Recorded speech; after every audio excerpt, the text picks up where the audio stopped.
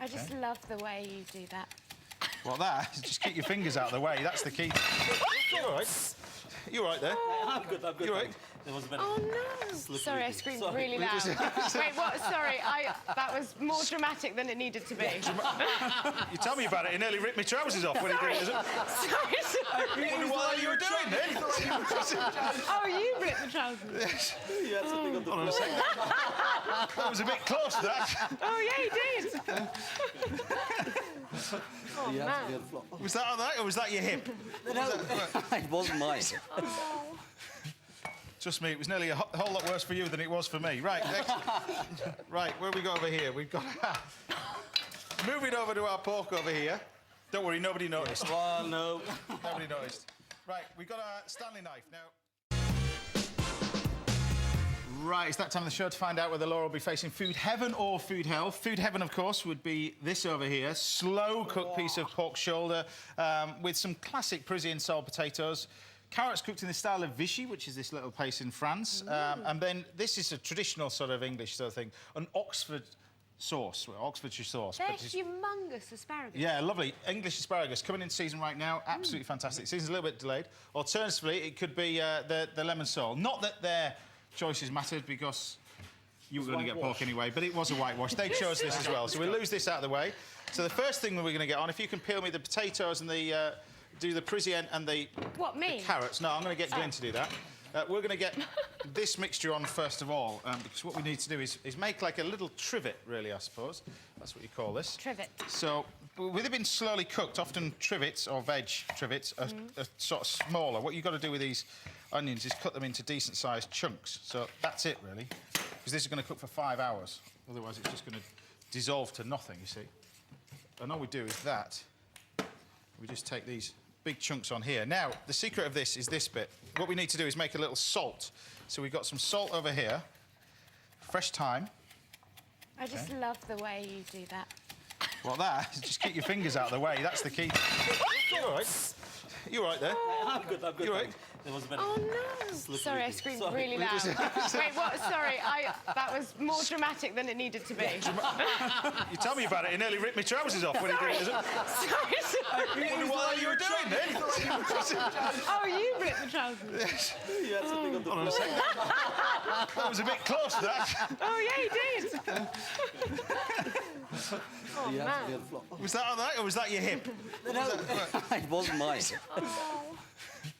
Trust me, it was nearly a whole lot worse for you than it was for me. Right, next. Right, where we go over here? We've got... Moving over to our pork over here. Don't worry, nobody noticed. Oh, no. Nobody noticed. Right, we've got our Stanley knife. Now, be careful when you're doing this. Keep your fingers well out of the way. Like that. And what we do is just score this over the surface, all right? And then grab your salt, which is this, smell that, it's lovely. Oh, that is It's just lovely. salt, lemon, and fresh thyme. We place that on the top, and we just rub that all over the surface. I'll do a bit of that rub. Yeah, you can do that all over the top, but you need plenty of it. That's the key to this. So it may look a lot, but because we're going to cook this for a long period of time. So, Glynn, if you can pop that in the oven for me. Yep, That cool. pork, that would be great. Leave the other one in. Thank you very much. So Glynn's going to pop that in the oven. You can cover it over with tin foil as well, and just cook that gently. And then over here now, what we're going to do... Oh, they look cute. Yeah, they're little Parisienne potatoes. So, classic little Parisienne potatoes. You do that with a sort of a melon baller, this one. We've got those ones there. Those are blanched, which I'm just going to demonstrate how we do these. So just... You can show us how to do it. You've got the little melon baller over there, look. Yep. Oh. These, just just pop basically, them. just make these little shapes with it, really. Pop them out like Oh, that. yeah, let's have a go at that. Do you want to go like that? Yeah. There we go. Jump on. So the sauce for this is the Oxfordshire sauce. Decent-sized pieces of onions. We've got some pork gone in there as well. Like that. Burn off the alcohol. This is cool. And then we've got a mixture of Am I red doing currant it jelly. right? Do you want to budge up a little bit for me? There we go. We'll put the red currant jelly in there now. And start to bring this down. Or rather, reduce it down I'm good, thanks. I'm good. with some brown sugar. Can I squeeze on there, Laura? Yeah. Do you want to take your ball over there? Yeah. How many of Come with these me. do you need? You just keep doing them until we say stop. There we go. Oh, my God. Like I'm a child. That's a classic Apprentice thing, isn't it? Yeah. Do as you're told. Yeah, it's just what you're doing. You're doing the old Apprentice thing at the moment, aren't you? Do you actually flipping need behind you. any more of these? You don't need any No, we do. more. We do need more, yeah. How many Do seconds? you? 1, 2, 3, 4. There's millions of us. Let's go. Push on. whisk. There you go. So tell us about your Apprentice scheme. You mentioned it. Yes, I mean, with all this skills shortage in Asian restaurants thing, Yeah. we set up an Asian restaurant skills board and trying to attract, people from all backgrounds to come and join the Indian restaurant scene, cook in Asian restaurants. One of the things that I've maintained for a long time is you don't have to be born of an Indian mother's womb to be cooking Indian food or Asian food for that matter.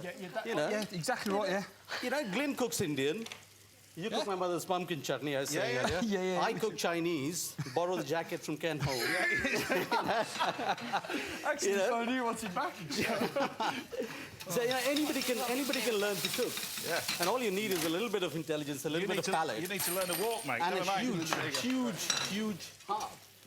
And so the Asian Restaurant Skills Board, that's what it does. It's attracting people from all backgrounds to come and join the Asian restaurant scene and learn to cook. Sounds pretty good to Asian me. food. Right, look, we've got our sauce here. This is going to get... What are you doing? And that's another classic. Just walk around. In the bin. In the bin. Oh, dearie me. It's really hot in the kitchen.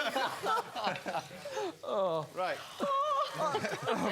We're then going to throw in, look at these little parisienne. Thank you. We've got our carrots. We can lift those out, please, Glynn. These have been cooked with sugar, salt, and butter and water, cooked in the style of Ishi. And as you reduce it down, they cook. It makes this amazing sauce, which is a bit like this sauce over here, which we've got. We're going to finish that off with a little bit of butter.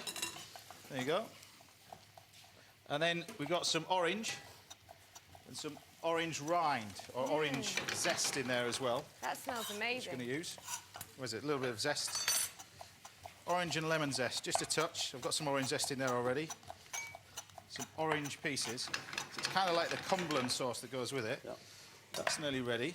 Julian. Thank you very much. We've got a little bit of that. We'll just dice this up as well. Right at the last minute. Right, with asparagus.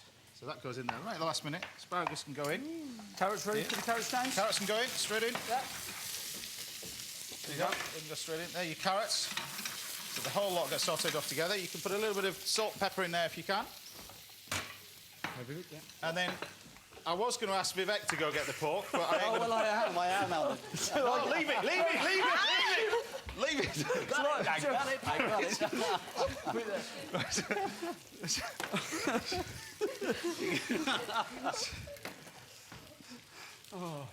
Just realise it is live, doesn't it? There you go. Right. So that's your roast shoulder pork. That looks amazing. And then what we do is lift this up. It does look amazing. Oh, And of course, yeah. I've done this for 2 people. You could double this recipe for 4 at home. Can I just put that over here? Yeah, put that there, chef. Do you want me to cut a piece off? You know, just nice, enough? Just a nice little bit. Okay. So, what happens to the rest of that? Have you seen all these people? Look. This show is normally made with 4 people. Okay, Right. okay. Now we've got about 36 out here now, you see.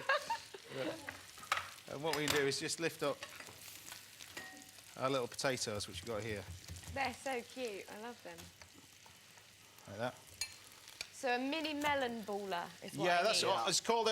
The difference between a Parisienne scoop and a melon baller is about 12 quid on the menu, but it's the same thing. So you just take these. These carrots are great when you do cook them like this. This is this.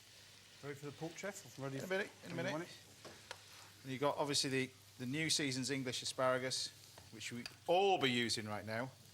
Yep. Over the top. Go on then, chef. Right. 1 second. Some more. Happy with that? 1 second. Got a bit of crackling. And then, of course, you've got there's knife and fork, and then you've got this Cumberland style sauce, which is called Oxford sauce over the top. Wow. Classic Escoffier sort of sauce to go with pork. Bon appetit. Dive in, there you go. looks There's your knives and amazing. forks. Tell us what you think of that one. You might need a knife as well, but it should just shred apart. Just flag.